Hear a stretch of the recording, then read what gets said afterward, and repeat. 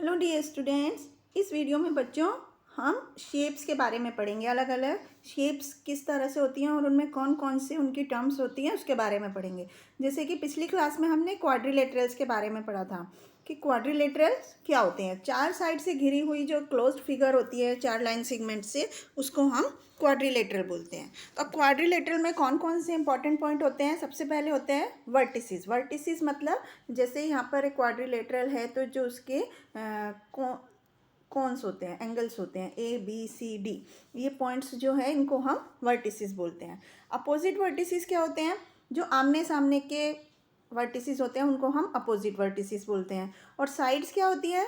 जो line segment से मिलकर क्लोज फिगर बनी होती है उसको हम लाइन सेगमेंट बोलते हैं। जैसे कि इस क्वाड्रिलेटरल में ए बी एक लाइन सेगमेंट है, B C, C D, A D, ये सब लाइन सेगमेंट्स हैं। इसके बाद साइड्स इनको हम बोलते हैं। इसके बाद अपोजिट साइड्स कौन सी होती हैं? आमने सामने की, जिनका एक भी पॉइंट कॉमन नहीं होता, जैसे कि ए बी और सी डी, ए बी और सी डी, और ए डी और बी सी, ये दोनों अपोजिट साइड्स के पेयर हैं।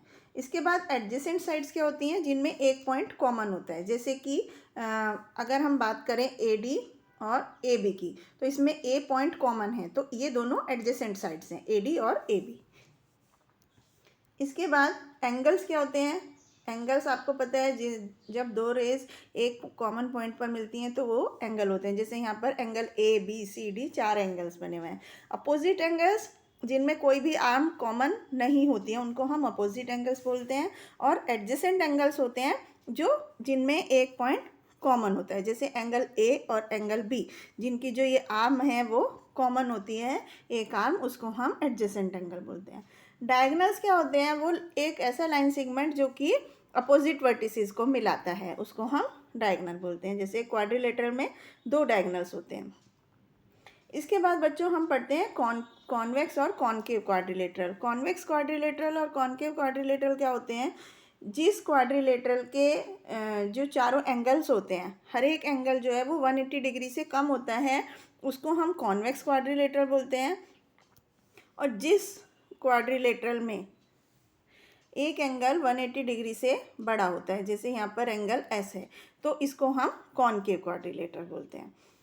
तो इस तरह से हम केवल ज़्यादातर कॉन्वेक्स क्वाड्रिलेटरल को ही क्वाड्रिलेटरल के रूप में उसके प्रॉब्लम्स को सॉल्व करते हैं। तो अब यहाँ पर अलग अलग मेजरमेंट के चार क्वाड्रिलेटरल बने हुए हैं। अब हमें यहाँ पर इसके एंगल्स को हम मेज़र कर सकते हैं और उसको इस टेबल में भरना है। तो बच्चों एक चारों एंगल क्वाड्रिलेटरल के जो चारों एंगल्स होते हैं उन सब का जो सम होता है वो 360 डिग्री होता है। Angle A plus angle B plus angle C plus angle D, चारों एंगल्स जो होते हैं किसी भी क्वाड्रिलेटरल के, उन सब का सम 360 डिग्री होता है। क्योंकि हम इसको एंगल सम प्रॉपर्टी से प्रूव कर सकते हैं कि आपको पता है कि कोई भी क्वाड्रिलेटरल जो है वो दो ट्रायंगल से मिलकर बना है। जैसे यहाँ पर हम पी क्यू आर एस, इस वाले ट्रायंगल की बात कर, एक पी क्यू आर एस एक क्वाड्रिलेटरल है जिसमें कि दो ट्रायंगल हैं, एक ट्रायंगल पी क्यू आर और दूसरा ट्रायंगल पी एस आर। तो आपको पता है किसी भी ट्रायंगल के तीनों एंगल का सम 180 डिग्री होता है। तो एंगल 1 + 5 + 3 ये 180 हो गया, और दूसरे ट्रायंगल के भी तीनों एंगल का सम 180 हो गया। तो कुल मिलाकर 360 डिग्री हो गया, जो कि क्वाड्रिलेटरल के सब एंगल्स का सम हो गया। इसके बाद हम इसके कुछ एग्जांपल्स करते हैं बच्चों। यहाँ पर बताया है कि क्या एक क्वाड्रिलेटरल पॉसिबल है जिसके एंगल्स यहाँ पर जो मेजरमेंट दी हुई हैं 100, 175, 65 और 55 है। तो हम इन सब को सम करके देखते हैं। अगर वो 360 डिग्री है तो हमारा क्वाड्रिलेटरल पॉसिबल है, और अगर नहीं है तो क्वाड्रिलेटरल पॉसिबल नहीं है। अब जैसे जहाँ पर जो एंगल्स दिए हुए हैं उनकी मेजरमेंट का सम 360 से ज़्यादा है, 395 है, तो ये quadrilateral can not be possible. इसी तरह से दूसरे क्वेश्चन में क्वाड्रिलेटरल के एंगल्स दिए हुए हैं और पूछा है कि क्या ये क्वाड्रिलेटरल कॉन्वेक्स है या कॉनकेव है। तो हमें पता है कि चारों एंगल्स का सम जो है यहाँ पर 360 होता है। यहाँ पर हमें एंगल एस को फाइंड करना है। तो तीन एंगल दिए हुए हैं, तो इन एंगल को सम करेंगे तो 160 अगर हम 360 में से तीनों एंगल का सम माइनस करेंगे तो हमें चौथा एंगल मिल जाएगा जो कि 200 डिग्री है और 180 से ज़्यादा है। तो ये वाला एंगल कॉनकेव क्वाड्रिलेटरल में होता है, तो ये कॉनकेव क्वाड्रिलेटरल है। इसके बाद एक और क्वेश्चन हम सॉल्व करते हैं। यहाँ पर 3 एंगल्स दिए हुए हैं जो कि सेम है, उसमें बोला है, और फोर्थ एंगल जो है वो 120 डिग्री का है। हमको पता है कि किसी भी क्वाड्रिलेटरल के चारों एंगल्स का सम जो होता है 360 डिग्री होता है। अब चारों एंगल में से 3 एंगल सेम है, तो मान लिया हमने वो एंगल x है, तो 3x प्लस 120 फोर्थ एंगल इसमें दिया हुआ इज इक्वल टू 360। तो अब 3x की वैल्यू हम इससे निकाल सकते हैं 80 डिग्री, जो कि हमारे एंगल्स का मेज़रमेंट है, जो 3 एंगल बराबर है। तो इस तरह से हम क्वाड्रिलेटरल्स के एंगल सम प्रॉपर्टी इसको बोलते हैं कि क्वाड्रिलेटरल के चारों एंगल का सम जो होता है वो 360 डिग्री होता है। उससे अलग अलग प्रॉब्लम्स को सॉल्व कर सकते हैं। जैसे कि यहाँ पर भी कुछ एक्सरसाइज में क्वेश्चंस हैं, जैसे कि यहाँ पर हमने अभी एग्जांपल में किए क्वाड्रिलेटरल के 3 एंगल्स दिए हुए हैं और चौथा एंगल फाइंड करना है। तो इन तीनों को प्लस करके हम 360 में से माइनस करेंगे तो हम चौथा एंगल निकाल सकते हैं। इसी तरह से सेकेंड क्वेश्चन में है। अब थर्ड क्वेश्चन में हमें क्या है, रेशो दिया हुआ है। तो रेशो के लिए ये हम इनको सम करेंगे, तो 2x plus 3x plus 4x plus 6x, इन सबको सम करके हमारा जो सम आएगा वो 360 आएगा। इससे हम x की वैल्यू निकालेंगे और फिर उसको 2 से मल्टीप्लाई करके पहला एंगल निकलेगा, 3 से मल्टीप्लाई करके दूसरा, और 4 से तीसरा, और 6 से चौथा। इस तरह से हम इनमें रेशो वाले क्वेश्चंस को सॉल्व करते हैं। इसी तरह से बाकी के क्वेश्चन को भी हम सॉल्व करेंगे। अब अगले क्वेश्चन में यहाँ पर एक फिगर दी हुई है, उसमें DO और CO आर बाइसेक्टर्स। मतलब कि बाइसेक्टर्स मतलब होता है कि जो बराबर बराबर एंगल का मेजरमेंट को बांटते हैं। तो एंगल ADC और BCD, तो ये इसका ये आधे आधे एंगल हैं, तो ये 100 है। और यदि एंगल ADC 60 डिग्री है, ADC 60 है, तो ये 30 हो गया और ये भी 30 हो गया। तो डी और एंगल DAB 100 है। तो find the measure of angle DOC। अब आपको पता है किसी भी ट्रायंगल के तीनों एंगल का सम 180 होता है, तो 60 ये हो गया, तो बीच वाला एंगल जो होगा वो एंगल 120 डिग्री होगा। तो ये एंगल DOC जो है ये 120 डिग्री हो गया। और इसके बाद एंगल ADC यहाँ पर दिया हुआ है 60 डिग्री है, और ABC।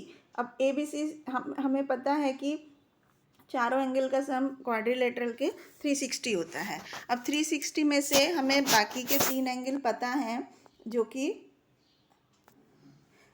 60 प्लस 60 120 प्लस 100 220 है। तो 360 में से अगर हम 220 माइनस करेंगे तो हमारा 140 डिग्री, ये एंगल ABC हो जाएगा। इस तरह से हम इन प्रॉब्लम्स को सॉल्व करते हैं। इसके बाद अब हम कुछ अलग तरह के क्वाड्रिलेटरल्स के बारे में पढ़ते हैं। जैसे सबसे पहले पैरेललोग्राम। पैरेललोग्राम क्या होता है, जिसमें जो दोनों आमने सामने की साइड हैं वो एक दूसरे के पैरेलल होती हैं और इक्वल होती हैं। जैसे यहाँ पर CD और AB ये दोनों इक्वल हैं और पैरेलल हैं। इसी तरह से AD और BC ये दोनों भी एक दूसरे, तो इस तरह के क्वाड्रिलेटरल को हम पैरेललोग्राम बोलते हैं। रेक्टेंगल होता है जिसमें जो आमने सामने की साइड्स हैं, अपोजिट साइड्स हैं, वो इक्वल होती हैं, और राइट एंगल, उन चारों एंगल्स जो होते हैं क्वाड्रिलेटरल के वो 90 डिग्री के होते हैं, उसको हम रेक्टेंगल बोलते हैं। अब रोम्बस क्या होता है, रोम्बस क्या होता है कि एक स्क्वायर जैसे होता है जिसमें चारों साइड्स सेम होती हैं, लेकिन जो उनके बीच का जो अपोजिट एंगल्स होते हैं वो इक्वल होते हैं। एक पैरेललोग्राम जिसमें चारों साइड बराबर हैं और उनके अपोजिट एंगल इक्वल हैं, उसको हम रोम्बस बोलते हैं। स्क्वायर में चारों साइड्स इक्वल होती हैं और उनके बीच का एंगल 90 डिग्री का होता है। इसके बाद ट्रेपीजियम एक क्वाड्रिलेटरल होता है जिसमें कि सिर्फ एक पेयर अपोजिट साइड्स का वो एक पैरेलल होते हैं एक दूसरे के, और दूसरा पेयर पैरेलल नहीं होता। अब हम पैरेललोग्राम की कुछ प्रॉपर्टीज़ के बारे में पढ़ते हैं। पैरेललोग्राम में क्या होता है बच्चों, हर एक जो डायगोनल होता है वो दो कॉन्ग्रुएंट ट्रायंगल में बटा हुआ होता है और उनकी अपोजिट साइड्स जो होती हैं वो इक्वल होती हैं और अपोजिट एंगल्स भी बराबर होते हैं और डायगोनल भी एक दूसरे को बराबर हिस्सों में बांटते हैं। इसके बाद कॉन्वर्स ऑफ अबव प्रॉपर्टी की क्वाड्रिलेटरल जो है वो एक ऐसा पैरेललोग्राम है जिसकी अपोजिट साइड्स इक्वल होती हैं और क्वाड्रिलेटरल एक ऐसा पैरेललोग्राम है if its opposite sides are opposites angle are equal, के अपोजिट एंगल भी बराबर होते हैं। क्वाड्रिलेटरल एक ऐसा पैरेललोग्राम है जिसका डायगोनल एक दूसरे को आधे आधे हिस्सों में बांटते हैं, बाइसेक्ट करते हैं। और क्वाड्रिलेटरल एक ऐसा पैरेललोग्राम है जिसमें अपोजिट साइड्स का जो पेयर होता है वो पैरेलल होता है और एक दूसरे के इक्वल होता है। इसी तरह से अब हम रोम्बस की प्रॉपर्टी के बारे में पढ़ते हैं। रोम्बस में क्या होता है, चारों साइड एक दूसरे के अपोजिट साइड्स जो होती हैं वो पैरेलल होती हैं एक दूसरे के और सब साइड्स इक्वल लेंथ की होती हैं, अपोजिट एंगल भी बराबर होते हैं और डायगोनल जो होते हैं वो एक दूसरे को 90 डिग्री पर कट करते हैं। ये जो एंगल है ये 90 डिग्री होता है। अब हम रेक्टेंगल की प्रॉपर्टीज़, अपोजिट साइड्स जो होती है रेक्टेंगल की वो पैरेलल होती हैं और लेंथ में इक्वल होती हैं और सभी एंगल्स जो होते हैं रेक्टेंगल के वो 90 डिग्री के होते हैं और रेक्टेंगल के जो डायगोनल हैं वो बराबर होते हैं और एक दूसरे को बाइसेक्ट करते हैं। इसी तरह से अब हम स्क्वायर की प्रॉपर्टी पढ़ते हैं कि किसी भी स्क्वायर में चारों साइड्स बराबर होती हैं और उसके डायगोनल जो होते हैं वो एक दूसरे को राइट एंगल पर बाइसेक्ट करते हैं। स्क्वायर के सारे एंगल्स 90 डिग्री के होते हैं और स्क्वायर्स में जो उसकी साइड्स होती हैं वो भी बराबर लेंथ की होती हैं। अब हम ट्रेपीजियम की प्रॉपर्टी पढ़ते हैं। ट्रेपीजियम में जो अपोजिट साइड होती हैं वो एक दूसरे के पैरेलल होती हैं, एक पेयर पैरेलल होता है दूसरा नहीं होता है और जो नॉन पैरेलल साइड्स होती हैं उस ट्रेपीजियम को हम आइसोसेलेस ट्रेपीजियम बोलते हैं। यदि नॉन पैरेलल साइड्स जो हैं वो इक्वल लेंथ की होती हैं तो उनको हम आइसोसेलेस ट्रेपीजियम बोलते हैं। तो अब हम इससे रिलेटेड इन अलग अलग क्वाड्रिलेटरल की प्रॉपर्टी से रिलेटेड कुछ क्वेश्चंस को सॉल्व करेंगे। तो सबसे पहले यहाँ पर एक फिगर में क्वाड्रिलेटरल बनाया हुआ है, इसमें एक पैरेललोग्राम है ABCD, इसमें एंगल्स दिए हुए हैं। एंगल A जो है वो 75 है तो और हमें बाकी के तीनों एंगल निकालने हैं। तो हमको पता है कि क्वाड्रिलेटरल में AB जो है वो CD के पैरेलल है और BC जो है वो इसका ट्रांसवर्सल है। तो जो आपको पता है कि किसी भी क्वाड्रिलेटरल के इंटीरियर एंगल्स का सम 180 डिग्री, दो एंगल का सम 180 डिग्री होता है। तो angle A plus angle B ये 180 डिग्री होगा। तो इस तरह से 75 हम एंगल B निकाल सकते हैं। एंगल B हो गया 105, एंगल A 75 दिया हुआ है। तो इसी तरह से अपोजिट एंगल जो होते हैं वो भी बराबर होते हैं तो हमें चारों एंगल्स का पता चल जाएगा। इसके बाद हम दूसरा एग्जाम्पल करते हैं।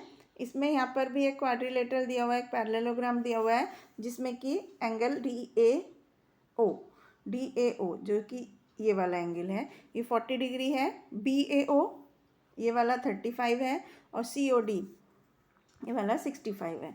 तो इस तरह से अब हमें जो एंगल्स पूछे गए हैं वो है एंगल ABO। तो ABO इस ट्रायंगल में हमें एंगल AOB और COD ये बराबर होते हैं क्योंकि वर्टिकली अपोजिट एंगल है तो ये एंगल भी 65 होगा। अब हमें इस ट्रायंगल AOB में तीन एंगल में से दो एंगल पता हैं और हमें पता है किसी भी ट्रायंगल के तीनों एंगल का जो सम होता है वो 180 डिग्री होता है। तो इस तरह से हम तीसरा एंगल निकाल सकते हैं जो कि ये 35 प्लस 65 हो गया 100। तो 80 डिग्री हमारा एंगल हो गया एंगल ABO, ये 80 डिग्री हो गया। तो इस तरह से हम बाकी के क्वेश्चंस को एंगल्स को भी फाइंड कर सकते हैं। इसके बाद थर्ड एग्जांपल में भी पैरेललोग्राम के बनाया हुआ है और इसमें एंगल ए और एंगल बी दिया हुआ है और हमें सारे एंगल्स का पता लगाना है। तो इन दो एंगल्स का सम जो होता है 180 डिग्री होता है। इससे हम एक्स की वैल्यू निकाल करके, जैसे कि यहाँ पर है, दोनों एंगल को सम करके 180 डिग्री हो गया, फिर एक्स की वैल्यू 20 डिग्री आ गई। तो एंगल ए कितना हो और एंगल सी कितना होगा, बराबर होंगे, क्योंकि अपोजिट एंगल्स जो होते हैं किसी भी पैरेललोग्राम में वो इक्वल होते हैं। तो 3x माइनस 10, अब यहाँ पर x की वैल्यू 20 रखकर हम x की एंगल की ए और एंगल सी की वैल्यू आ गई 50 डिग्री। इसी तरह से एंगल बी और एंगल डी भी बराबर होंगे, जो कि 5x प्लस 30 है और x की वैल्यू हमने 20 निकाली। तो इस तरह से एंगल बी और एंगल डी भी 130 डिग्री आ गए। इस तरह हमारे चारों एंगल्स फाइंड हो गए। इसके बाद एक और एग्जांपल करते हैं। यहाँ पर क्वाड्रिलेटरल के डायगोनल की लंबाई दी हुई है 8 सेंटीमीटर और 6 सेंटीमीटर। यदि डायगोनल्स एक दूसरे को राइट एंगल पर बाइसेक्ट करते हैं, 90 डिग्री पर बाइसेक्ट करते हैं, तो क्वाड्रिलेटरल की साइड्स की लेंथ बतानी है। तो बच्चों आपको पता है कि डायगोनल्स की जो लेंथ यहाँ पर दी हुई है, मान लीजिए कोई क्वाड्रिलेटरल है और ये उसके डायगोनल्स हैं, तो ये यहाँ पर 90 डिग्री पर एक दूसरे को कट करते हैं। ये पॉइंट ओ है और ये हमने माना ए, बी, सी और डी। तो हमें ए सी दी हुई है 8 सेंटीमीटर है, तो ये 4 सेंटीमीटर हो जाएगी, और बी डी दी है 6 सेंटीमीटर, तो ये 3 सेंटीमीटर हो जाएगी। तो इससे हम पाइथागोरस थ्योरम से सी डी को की लेंथ निकाल सकते हैं कि पाइथागोरस थ्योरम में क्या होता है कि हाइपोटेनियस का स्क्वायर बाकी की दोनों साइड्स के स्क्वायर्स के बराबर होता है। तो इस तरह से क्वाड्रिलेटरल की एक साइड आ गई 5 सेंटीमीटर और बाकी की साइड्स भी उसके सेम होंगी क्योंकि वो इक्वल लेंथ है। इसी तरह से एक और एग्जांपल करते हैं। यहाँ पर रोम्बस दिया हुआ है, रोम्बस के डायगोनल दिए हुए हैं जो कि इक्वल साइड्स होती है रोम्बस की, और हमें एंगल्स निकालने हैं। तो रोम्बस में क्या है बच्चों कि ए बी और ए सी बराबर होगा, ए बी बी सी ए सी, ये तीनों बराबर हैं। तो हर एक ये एक इक्विलेटरल ट्रायंगल हो गया, हर एक एंगल 60 डिग्री होगा। अब 60 दो एंगल ए बी सी और एंगल बी सी डी, इन दोनों का सम 180 है। तो अब एक एंगल 60 है और दूसरा भी 60 है, तो ये भी 60, ये भी 60 होगा, तो ये पूरा एंगल 120 हो गया। तो इस तरह से इसके सामने वाला एंगल भी 120 हो गया, ये वाला, और ये भी 120 हो गया, और एंगल बी और एंगल डी ये दोनों हो गए 60 डिग्री। तो इस तरह से हम किसी भी इसके रोम्बस के चारों एंगल्स को निकाल सकते हैं। अब यहाँ पर इसी तरह से एक्सरसाइज दी हुई है जिसको हमें डायग्राम ड्रॉ करके सॉल्व करना है। पहले क्वेश्चन में पैरेललोग्राम का एक एंगल 80 डिग्री है, बाकी के 3 एंगल निकालने हैं। जैसे कि हमने अभी एग्जांपल्स में निकाला कि एक एंगल हमें पता है, बाकी के 3 एंगल हम किस तरह से निकालते हैं। दूसरे क्वेश्चन में एडजेसेंट एंगल जो है, एडजेसेंट मतलब जिनकी एक साइड कॉमन होती है, 2:3 का रेशो है, तो हमें बाकी के एंगल्स निकालने हैं। इसी तरह से पैरेललोग्राम में एंगल ए जो है एंगल बी का 3 टाइम्स है, तो हमें चारों एंगल निकालने हैं। तो इसमें हम क्या करेंगे, एंगल ए हमने मान लीजिए एक्स माना, एंगल एक्स, और बी उसका 3 टाइम्स है तो 3x होगा। तो x plus 3x is equal to 180, क्योंकि दो साइड एडजेसेंट एंगल का सम 180 होता है। इस तरह से 4x इज इक्वल टू 180 और x इज इक्वल टू 45 हो गया। तो एक एंगल 45, दो एंगल 45 हो जाएंगे, और दो एंगल 45 का 3 टाइम्स यानी कि 135 हो जाएंगे। इस तरह से हम इन क्वेश्चंस को सॉल्व करते हैं। इसके बाद यहाँ पर एक क्वेश्चन है, इसको हम देखते हैं कि in the adjoining figure ABCD एक रोम्बस है जिसमें कि एंगल ACB 45 है और ADC हमें निकालना है। तो ये 45 है तो ये भी 45 होगा, क्योंकि ये 90 डिग्री, ये भी 45 होगा और ये भी 45 होगा। तो इस तरह से 45 प्लस 45 90 हो गया, तो ये भी 90 होगा और इसके सामने का भी 90 होगा। तो इस तरह से हम एंगल को प्रॉपर्टीज़ को यूज़ करके इन क्वेश्चंस को सॉल्व कर सकते हैं। अब यहाँ पर कुछ मल्टीपल चॉइस क्वेश्चन है। किसी भी क्वाड्रिलेटरल की साइड्स जो होती है जिनमें कॉमन वर्टेक्स होता है वो क्या होती है, एडजेसेंट साइड्स होती हैं। Quadrilateral having on congruent side, if diagonal of a quadrilateral are equal, और बाइसेक्ट करते हैं एक दूसरे को राइट एंगल पर, तो वो क्या होंगे, वो सिर्फ रोम्बस या स्क्वायर होंगे। इस तरह से अलग अलग क्वेश्चंस के हम आंसर दे करके इन प्रॉब्लम्स को प्रॉपर्टी को यूज़ करके क्वाड्रिलेटरल की इनको सॉल्व कर सकते हैं। आई होप आपको ये क्वाड्रिलेटरल समझ में आए होंगे। Thank you.